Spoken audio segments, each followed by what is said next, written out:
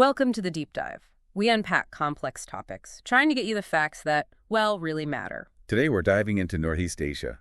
It's often called a geopolitical pressure cooker, and for good reason. Yeah, exactly. Our sources, they range from chronologies, intelligence reports, academic work, energy briefings. It gives us a really fascinating picture of how alliances are shifting, forming, sometimes clashing. And our mission today is, to help you navigate this. It's an intricate dance of power. We'll look at these two emerging triangles of alliances. Right. And North Korea's position, which is evolving fast, becoming more assertive. We'll look at different diplomatic strategies and even how global energy fits into all this. So if you've wanted to get beneath the headlines in East Asia, understand the motivations, maybe see what's coming, let's unpack it. Let's start with the U.S., Japan, and South Korea. For decades, that Japan-South Korea link, it's been called dashed lines. Fragile, right. Very fragile. Deep historical tensions, always simmering. Japan's colonial rule, the comfort women issue, that's never really gone away. And the Liancourt Rocks dispute, those little islets. Yep, claimed by both. Yeah. And demands over forced labor compensation. It's a long list. The U.S. has often had to be the bridge trying to, glue it together. But we've seen a big push recently to change that dynamic, haven't we? Oh, absolutely. A significant push. Camp David, August 18th, 2023. That was a real turning point. Why was that one different? It was the first standalone meeting of the U.S., Japanese, and South Korean leaders. Not on the sidelines of some other summit. It really symbolized a step towards what sources are calling a fully fledged military alliance. And it wasn't just talk, was it? There were concrete things that came out of it. Exactly. Not just symbolic. Key documents, like the Camp David Principles, the Spirit of Camp David joint statement, they laid out a framework, for institutionalized cooperation, regular trilateral meetings, heads of state, defense ministers, right down the line, and crucially, a commitment to annual joint military exercises. And we've seen those exercises. We have. Naval drills, like with the USS Carl Vinson in January 24, joint Air Force exercises too, involving those nuclear-capable B-52 bombers, October 23, and then again, literally just yesterday, July 11th, 2025. It's about building that muscle memory, that interoperability. So what's the big driver? Why this acceleration now? It's really a convergence of factors. Primarily, it's about putting up a stronger, united front against China's growing economic and military power. Its assertiveness in the region. Okay. And, of course, neutralizing North Korea's threats. The missiles, the nuclear program, that's a constant pressure. And there's a Ukraine angle, too. There is. It serves Washington's goal of getting key Asian allies more involved in supporting Ukraine, kind of drawing them into that larger global alignment. And we saw shifts inside Japan and South Korea that made this possible. It wasn't just the U.S. pushing. Not at all. Japan, for instance, has really accelerated its military buildup, developing offensive capabilities like missile strike capacity. That was formalized in their 2022 national security strategy. And that strategy named names, right? It did. Explicitly identified China, North Korea, and Russia as the main security challenges. A big shift from their more restrained past. And in South Korea? Well, former President Yoon Suk-yeol, who took office in 2022, he led what's been called a geopolitical pivot. He moved away from the previous dialogue-focused approach to North Korea, took a much harder line. And crucially, he reached out to Japan. Actively sought rapprochement. Even called Japan a partner. That really helped pave the way for this trilateral cooperation, despite all that history. Okay, so that's one triangle strengthening. But there's a counterforce emerging, maybe less obviously at first. Let's talk North Korea. Right. A U.S. Defense Intelligence Agency assessment, the 2025 Worldwide Threat Assessment from May 2025. It says North Korea is in its strongest strategic position in decades. Strongest in decades. What does that actually mean on the ground? It means Pyongyang is acting with, a lot more confidence.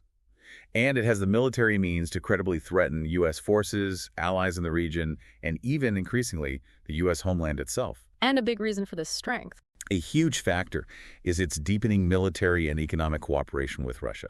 This partnership is really changing the game for North Korea. We've seen the pictures, Kim Jong-un and Putin, but what's the substance there? Well, that meeting at the Hwasong-18 Cosmodrome back in September 2023, that was key. It showed Russia was willing to help North Korea with space technology, satellite launches, completely ignoring UN sanctions. Wow. And North Korea's foreign minister even called the ties an invincible alliance. Strong words. So beyond the words, what are the actual benefits for Pyongyang? What are they getting out of this? The money, first off, is substantial. Sources say North Korea's made maybe US $5.5 billion selling war materials to Russia since 2023, artillery shells, munitions for Ukraine. 5.5 billion. Yeah, and they're projected to earn another, US $572 million a year from mercenaries fighting for Russia. How does that compare to, say, past benefits from South Korea? It dwarfs them.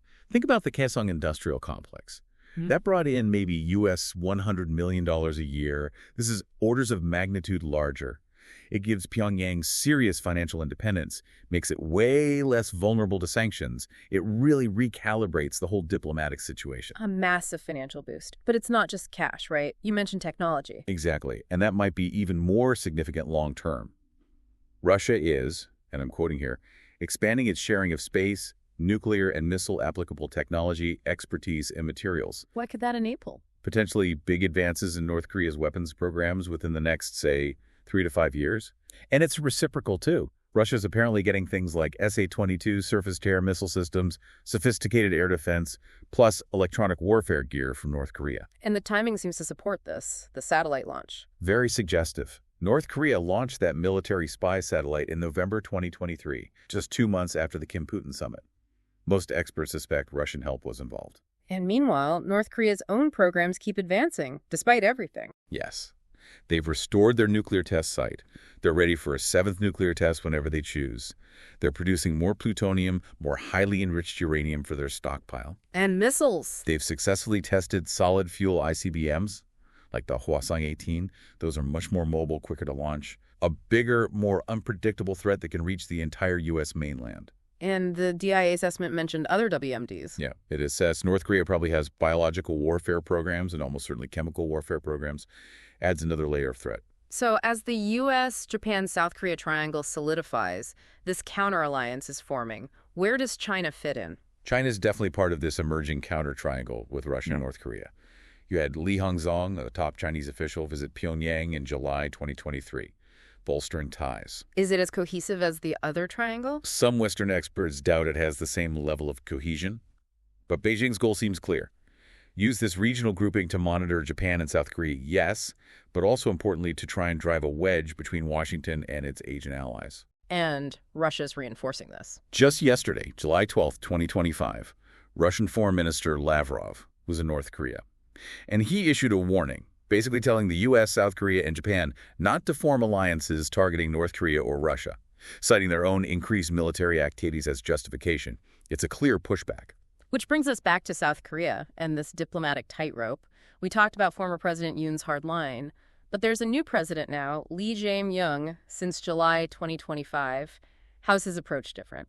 President Lee definitely favors a softer foreign policy approach towards both North Korea and Russia. The idea is to lower tensions through trade, maybe some unilateral actions. What's the thinking behind that? His logic seems to be Pyongyang won't need to send soldiers to Russia if its survival is guaranteed. So maybe economic carrots could change their behavior. And we see this in his actions. Yeah. Notably, he skipped recent NATO summits.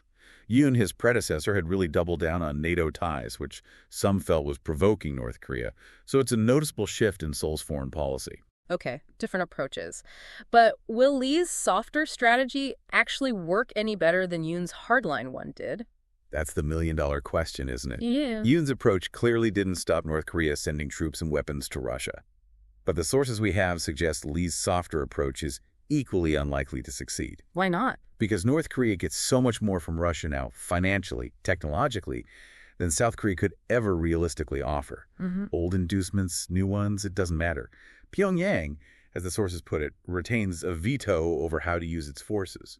They have strategic independence they didn't have before. So even with this stronger U.S., Japan, South Korea front, there are still underlying weaknesses, kind of an Achilles heel. Absolutely. And a major one, maybe the biggest, is those persistent historical tensions between Japan and South Korea. They just keep bubbling up. Like the comfort women issue, the Liancourt rocks. Exactly. They resurface and threaten cooperation.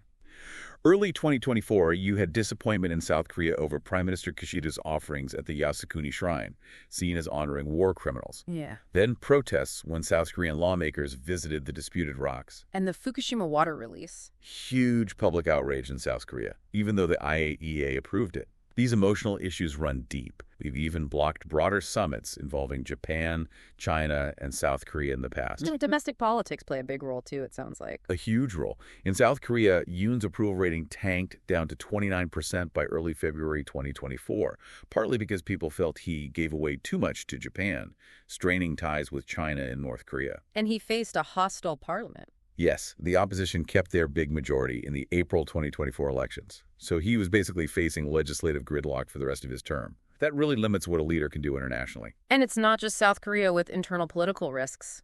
No, not at all. Japan's Prime Minister Kishida was also facing risks, potentially losing his leadership in September due to economic problems, political scandal. And then there's the U.S. factor. Looming large. The potential return of Donald Trump to the presidency in November 2024 is seen as a significant threat to this revived triangle. Because he questioned these alliances before. He really downplayed the importance of Japan and South Korea during his first term, raised serious doubts about U.S. commitments. Tokyo was worried enough that they sent former PM Taro Aso to meet Trump in April 2024, basically to hedge their bets, seek reassurances. Okay, let's shift gears slightly. Beyond the direct alliances, energy geopolitics are deeply woven into this whole picture, especially for energy-hungry Northeast Asia. How much oil does the world actually use? Over 100 million barrels a day.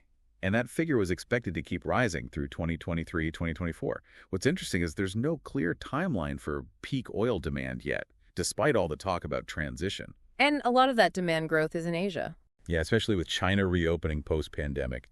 Talk of revenge tourism, more industrial activity. For countries like Japan and South Korea, totally reliant on imports, it means constant vulnerability to prices and supply shocks. Which makes Russia's role fascinating, still selling oil despite massive sanctions. How does that work? Well, they are selling it, mostly at discounts, to new markets in the East China, India, big Asian importers. They're finding workarounds. Like what? Using shadow tankers to obscure origins, leveraging pipelines like the East Siberian one to China.